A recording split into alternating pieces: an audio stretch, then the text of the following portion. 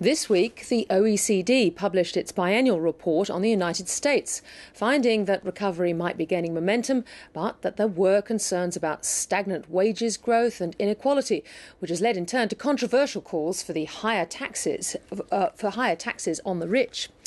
The US remained vulnerable to Europe's fate, but the advice given by the OECD's Deputy Secretary General was worry about Europe but fix America's problems. Well, joining me now live from London is Ken Courtis, financial advisor and co-founder of Themes Investment Management. Ken, welcome to the programme. Thank you, Tiki. Well, of course, there was a lot in the OECD report that it had said 2 years ago. Was there much different? Well, it's almost as if the report this year was written by the Obama administration. It sort of said the U.S. is on the right course. The economy is moving ahead. It's fragile, but it's moving ahead. That the U.S. has the right fiscal policy. That is, from here to slowly reduce the deficit. It has aggressive monetary policy, and it should keep that. And then it moved into a number of structural issues, complicated politically, but on the whole, which are the way they're posed in the report, are in favor of what the Obama administration has been proposing in this election campaign. One of the things they flagged, of course, which is coming closer and closer, is this fiscal cliff, the idea of the end of the Bush tax cuts and then new spending cuts. How do you think, you describe it as America on a collision course with reality? I think before we have that collision, Tiki, someone somewhere in the U.S. political system will blink. We're likely to have a split Congress, split administration after these elections. My sense is that they will compromise, that the tax cuts, the Bush tax cuts will stay in place for everyone except the very top echelons of the income ladder, and other parts of the cuts that are currently mandated. I think there'll be compromises. At the moment, if you put all the cuts together, it's a Grand Canyon that the U.S. would be falling into. It's like going bungee jumping and the rope breaks.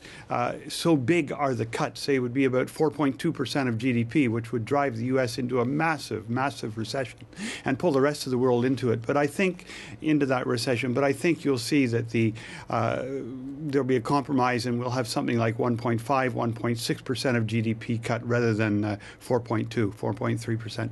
You mentioned there the top echelons. It's something that the OECD has focused on as well. It says, and I quote, income equality and relative poverty are among the highest in the OECD and worse than even Europe.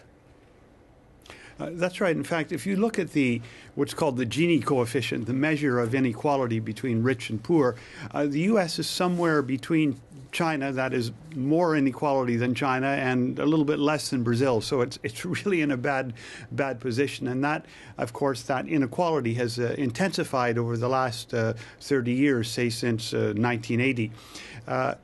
The OECD proposes a series of very complicated, at least politically complicated tax reforms. The U.S. has a tax system, in a sense, the OECD says, that's upside down. It has, in effect, a low tax rate on people who earn a lot of money from income, from investment income, and a high tax rate relatively on people who earn salaries. So the OECD is, in effect, suggesting to turn that around so that you have a more balanced and equal tax system. But between now and then, I think there's a lot of politics, and we're going to have to be very patient before we get there. Well, I was going to say, we've heard from Warren Buffett that through his through his investments, he can actually pay less tax than his secretary. But how, in this political environment, with an election on the way and a Congress which just seems not to be able to do anything, how can there be any change at all? Well, I think the change will be really marginal until the U.S. faces a big crisis. And I think the U.S. economy, because it's growing some, because in nominal terms it's growing a little bit faster at the moment than the debt it has overhanging the economy. So the overall debt load is very slowly starting to contract. So that buys the U.S. time. And I think, if anything, that political system will buy all the time it can before it has to make decisions, very much like the case in Europe, where kicking the can down the road seems to be the modus operandi. And is there anything, as far as the Fed is concerned, does Ben Bernanke have anything left in his toolbox? Well, he does. The OECD is more optimistic on the U.S. economy than the Federal Reserve, at least as the Fed announced its position last week. The Fed could be more aggressive. It could go much further in terms of quantitative easing. We could have a new round of quantitative easing. We could have the Fed diversify the assets it buys. It could eventually buy corporate bonds. It could eventually buy equities. That's happened in Japan when they got to the peak of their crisis in the late 1990s. So there's more the Fed can do.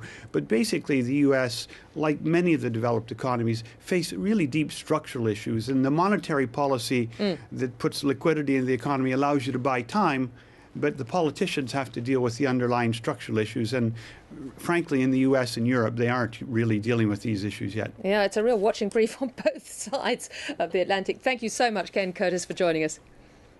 Thank you.